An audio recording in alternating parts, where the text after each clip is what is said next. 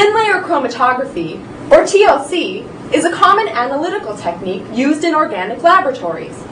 TLC can be helpful when you are trying to identify the components of a mixture or assess the purity of a sample. It is also used to monitor both reactions and purifications. It can take some time to become a pro at TLC, but this video should help to familiarize you with the basic technique.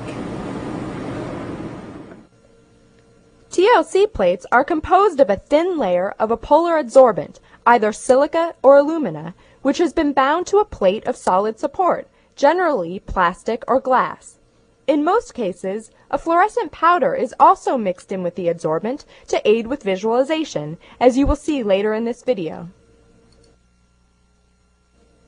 A sample is applied to a TLC plate using a thin glass spotter. Micropipettes, such as the ones shown here, can be used and are conveniently commercially available. However, in many laboratories, TLC spotters are prepared by heating and pulling capillary tubes or disposable Pasteur pipettes. One benefit of making your own spotters is that these homemade spotters are usually thinner than commercially available micropipettes.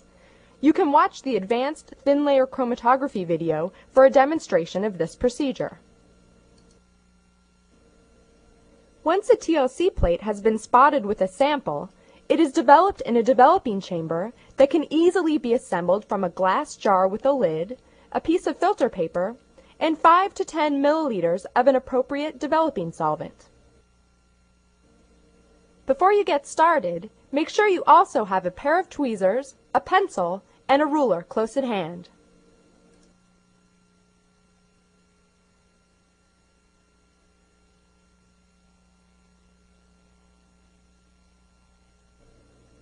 Assembling the developing chamber is very straightforward.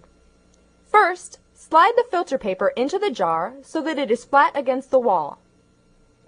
Next, pour an approximately 8 mm layer of the appropriate developing solvent into the jar. Tilt the jar to moisten the filter paper and close the lid to prevent evaporation. You should end up with a layer of solvent no more than 5 to 8 mm deep. The moist filter paper ensures that the air in the chamber is saturated with solvent vapor. It prevents evaporation of solvent from the TLC plate during development. Once you have put together your developing chamber, it is time to prepare the TLC plate. In this video, plastic-backed alumina plates will be used. For more information on preparing glass plates, you can watch the advanced TLC video. Before you start, there are a few things to remember. Always use a pencil and never a pen to mark your TLC plates. Ink is soluble in organic solvents and will be developed along with your sample. Make sure that you always mark and spot your sample on the dull and not the shiny side of the TLC plate. Remember, the dull side is coated with the adsorbent. Even though you should be wearing gloves while handling TLC plates, it is important that you do not touch the face of the plate with your fingers. Oils from your skin or other contaminants can adsorb to the plate and affect your results. Before you can apply your sample to a TLC plate, it is important to mark the plate so that you can keep track of where the sample is applied. One way to do this is to draw a straight line approximately 1 centimeter from the bottom of the plate. Draw small ticks through the line at each point where you will apply a spot of sample.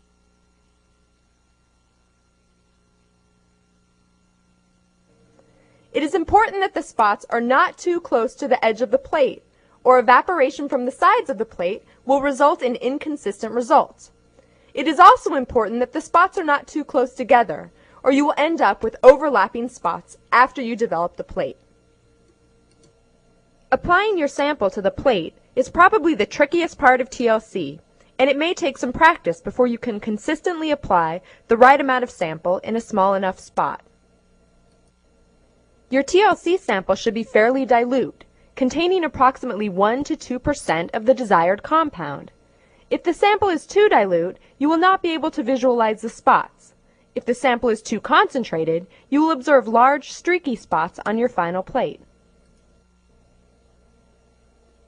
To spot the plate, dip the glass spotter into the sample and touch it lightly and quickly to the plate.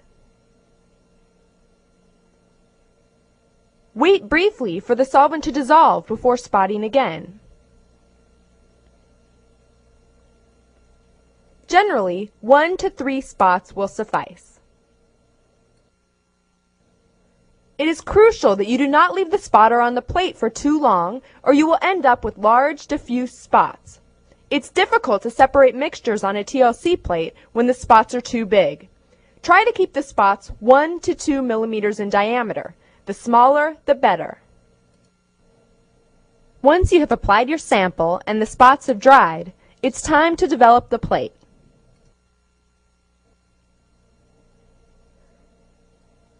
Using your tweezers, pick up the plate and place it in the developing chamber. Make sure that the solvent level is below the spots on the plate. Otherwise, you will end up with your sample dissolved in the developing solvent. Replace the cap to prevent evaporation of solvent off of the plate, and try not to let the edges of the plate touch the filter paper. This will disturb the capillary motion of the solvent on the plate. Keep a close eye on the solvent front. Do not let the solvent get closer than 5 to 10 millimeters from the top of the plate. When the solvent front gets too close to the top, evaporation from the top of the plate becomes a problem. The spots keep moving up the plate, but the solvent front appears to stop. This leads to incorrect RF values.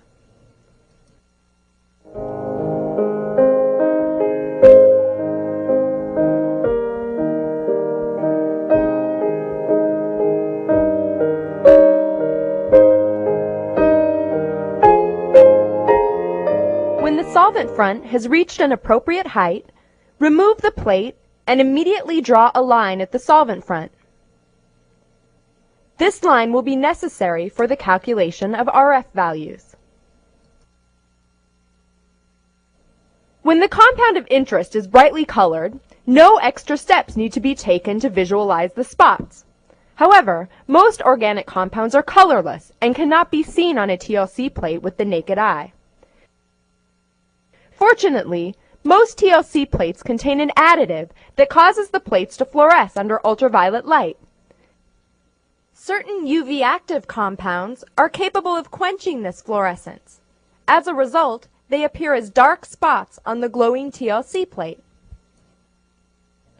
UV lamps, such as this one, are commonly found in laboratories for just this purpose.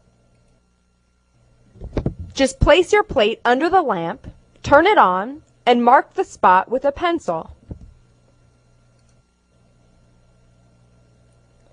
A number of TLC stains have also been developed to aid in the visualization of spots that cannot be seen under a UV light. You can watch the advanced thin layer chromatography video for a demonstration of a few of these staining procedures. TLC data is described in terms of RF values. Under a specific set of conditions, a particular compound should always exhibit the same RF. Let's quickly run through the procedure for calculating an RF value. First, measure the distance from where the spot started on the plate to where it ended up. Always measure from the center of the final spot. We'll call this distance A. Next, measure the distance from where the spot started to where the solvent front ended up. We'll call this distance B. Do not measure from the bottom of the plate. This is a common mistake that will lead to incorrect RF values. The RF value is defined as the ratio between the distance the spot moved, A, and the distance the solvent moved, B. This value is dependent on the polarity of the compound and the polarity of the developing solvent. Polar compounds will have lower RF values than nonpolar compounds under the same developing conditions. This series of plates illustrates the effect of solvent polarity on RF. As the polarity of the developing solvent is increased from left to right, the spot moves further up the plate. The value of A gets larger, while the solvent front, B, stays the same. Increasing the polarity of the developing solvent generally increases the RF values of all of the spots. It is a good idea to use a developing solvent that gives you RF values between 0.2 and 0.8. This will generally give you the most effective separation when you have more than one compound in your sample. For example, a mixture of two compounds was spotted and developed in hexanes, a nonpolar solvent. The final plate shows only one spot with a very low RF. The same mixture was developed in ethyl acetate, a polar solvent, and once again, the final plate shows only one spot, this time with a very high RF. When a mixture of hexane and ethyl acetate was used as a developing solvent, the two spots were resolved. Notice that both spots are near the center of the plate. TLC is frequently used to compare the identity of two compounds. In a perfect world, TLC data would be consistent from plate to plate and chamber to chamber. Unfortunately, small deviations in development conditions affect the observed RF values. As a result, it is most convincing to compare RF values of different samples on the same TLC plate. For example, you know that the unknown sample, marked with a question mark, consists of either compound A, compound B, or a mixture of the two. You can use TLC to determine the identity of the unknown. You will need two TLC plates. Make 3 marks on the first TLC plate, one for the unknown, one for A, and one in the center for the co-spot. Do the same with the second plate, except substitute B for A. On the first plate, spot compound A on the center mark and one of the side marks, and allow both spots to dry well.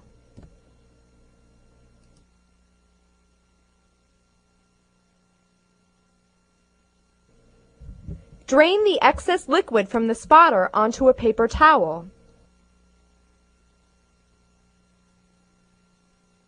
And rinse your spotter in clean solvent before switching to a different sample.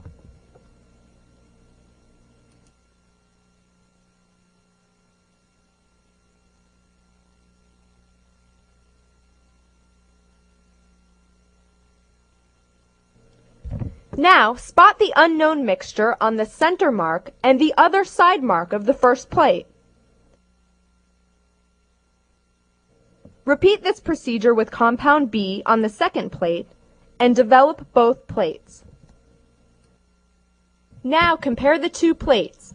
You can see that the co-spot with A shows 2 distinct spots, while the co-spot with B shows only one.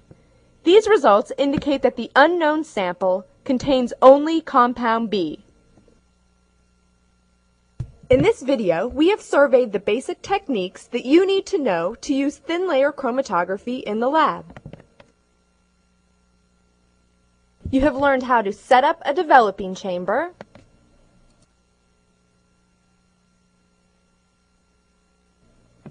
how to mark and apply your sample to a TLC plate,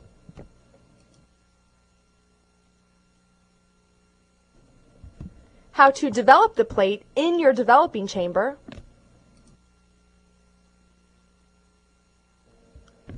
how to visualize the spots on your developed plate using a UV lamp,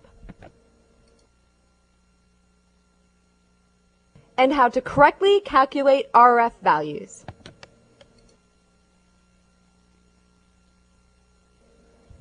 You have also learned how to choose an appropriate developing solvent for your system and how to compare the identity of two compounds. Remember, this video is intended to help you prepare for lab by providing a demonstration of the proper experimental technique. It is not intended as a replacement for reading your lab manual or the supplementary material. In order to become a great experimentalist, it is important that you understand both theory and technique. Now it's your turn. Good luck.